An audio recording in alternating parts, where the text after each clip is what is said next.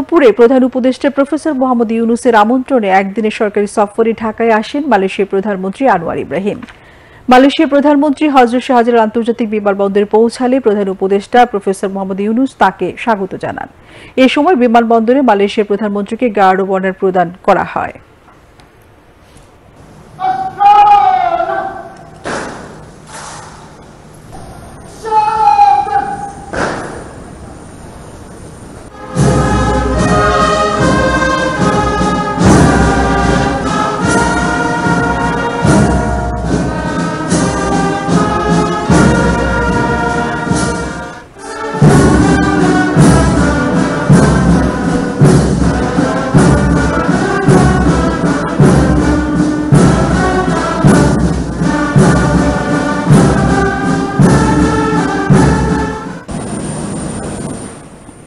পরে উভয় নেতা দুই দেশের উচ্চপদস্থ কর্মকর্তাদের পরিচয় করিয়ে দেন।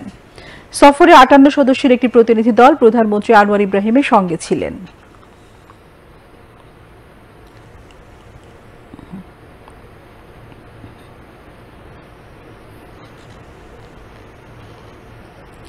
পরে প্রধান উপদেষ্টা প্রফেসর মোহাম্মদ ইউনূস বিমানবন্দরে মালয়েশিয়ার প্রধানমন্ত্রী আনোয়ার ইব্রাহিমের সঙ্গে এক সংক্ষিপ্ত একান্ত বৈঠক করেন। প্রফেসর মোহাম্মদ ইউনূস বলেন, ঢাকায় তার পুরনো বন্ধুকে স্বাগত জানাতে পেরে তিনি খুবই খুশি। বৈঠকে প্রফেসর ইউনূস ছাত্র নেতৃত্বাধীন বিপ্লব, ছাত্র জনগণের আত্মত্যাগ এবং বিগত সরকারের সংঘটিত গণহত্যা বিষয়ে মালয়েশিয়ার প্রধানমন্ত্রীকে অবহিত করেন। পরে দুই নেতা তাদের ঘনিষ্ঠ বন্ধুত্বের নিদর্শন হিসেবে একই গাড়িতে চড়ে হোটেল ইন্টারকন্টিনেন্টালের উদ্দেশ্যে রওনা হন।